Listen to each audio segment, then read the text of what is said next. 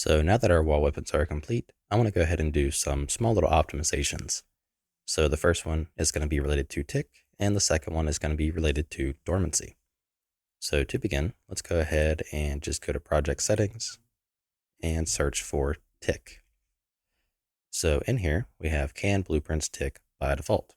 We want to turn this off just in case, even though we don't really have any blueprint actors. It's more so a precaution to make sure we're not, having stuff tick without us being aware. Next one is going to be seeing what is actually ticking. So let's press play. I'm going to just buy this and scroll up, clear the log, and in the console, I'm going to type dump ticks. So as you can see here, we have at the bottom 36 enabled, 8 disabled. So we have 44 in total. Let's copy that and paste it into Notepad. So next up, we want to see which ones are actually enabled. So if we search for enabled, we can see the list gets smaller. So we have our Niagara World Tick function, our skeletal mesh 4, firearm 1, so the firearm we're holding, more particle systems, line batch, physics, sky atmosphere, player controller.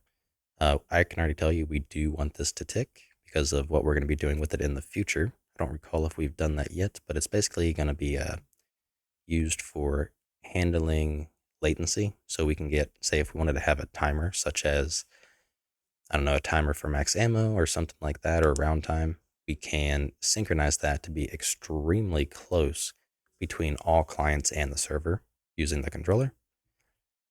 We have more skeletal mesh components. So this will be the wall weapon. So we have 3 of those. So 1, 2, 3. That makes sense. And firearm 0, which would be the 1911. Right? And firearm 2, which would be the STG, because that's the last firearm we bought. So if we click the STG, we have firearm 2. Okay, so the things that we want to adjust. So we'll actually leave that as the default, because that's the default amount. So we want to first off just turn off the wall weapons. And as far as I can tell from that list, that's kind of about it. So because they're not doing anything, and they're never really going to be doing anything, there's no point in even registering them to tick at all. As for the firearms we do need to tick because we want them to be animating and all of that stuff. And we're not going to have direct access to the firearm mesh component itself because we're using a generic system in the equipment component regarding actors. So it's going to be kind of a pain to try to turn that on and off as needed. Plus, you should only have 2 firearms in general. So it's not really a big deal there. So we want to turn off wall weapons. So to begin, let's go to our wall weapon class, go to the CPP, and go to our constructor. Let's grab the weapon mesh component, and after we create it, we want to grab the primary component tick and set B can never tick to false. So we're just flat out disabling tick for this component because we do not need it. So let's close that, recompile, and relaunch. Okay, once we are back in the editor, let's do the same thing. Press play, buy the BAR, the STG, clear log, and dump ticks. So we now have a different amount. So we have 41 in total, 33 enabled, and 8 disabled. So the more wall weapons we have, the more that we will actually have ticking. Disabled. So that's something we just kind of wanted to have in general, because the more wall weapons, the more ticks that are enabled. So yeah. So now if we search for enabled, we can see we have the same kind of stuff, our firearm mesh. And from a quick skim through, everything else there seems to be okay. So there are some things that we can probably do.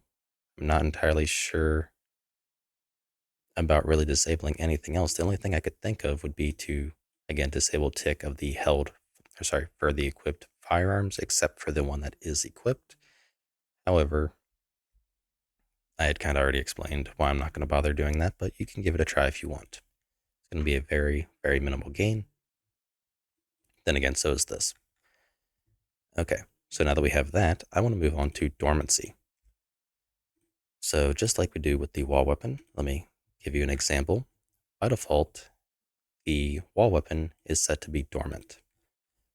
When someone purchases the wall weapon, we set it to awake, which triggers the motion component to run. And basically, we're at this point allowed to replicate. So it's being considered for replication. Once the movement component has finished, we set it back to dormant. So this wall weapon is no longer considered for replication. So we're going to do the same thing for our equipment. So to begin, let's go to the header here. Let's add actor to equipment, which runs server side. We want to grab the actor, and just by default, we want to set it the net dormancy, and we're going to set it as dorm_dormant all. So by default, this actor will be dormant. Next up, let's go to where we equip the actor. So we put it in our hands. So here, we want to grab the equipped actor and set net dormancy. We want it to be awake. So dorm_awake. Then, because we are unequipping, so we have the old held actor, which we are basically, unequipping, as you can see here. We want to set the old held actor to be dormant as well. So if the old held actor is valid, we want to set the old held actor, set net dormancy, to be dormant all. So we're putting the old held actor to sleep, basically. So once we have this, let's recompile, relaunch, and just make sure our replication works in the same manner as it did before. Okay, once we are back in the editor, we can first just try it as 2 clients. Just buy some weapons, cycle between them, check for shooting, all that stuff. So we buy the BAR. BAR gets equipped. 1911 gets equipped. Replication seems to be working between them. Try the BAR. All right, so the BAR, oops, not dump ticks. We want to show debugability system. Okay, so I am having an issue here where I cannot aim or shoot, but I can with the 1911, so that makes me think the abilities have not been set in the BAR. But so far, everything seems to be pretty much good to go there. So let's go to SKG Zombies, Data, Assets, Weapons, and go to the BAR.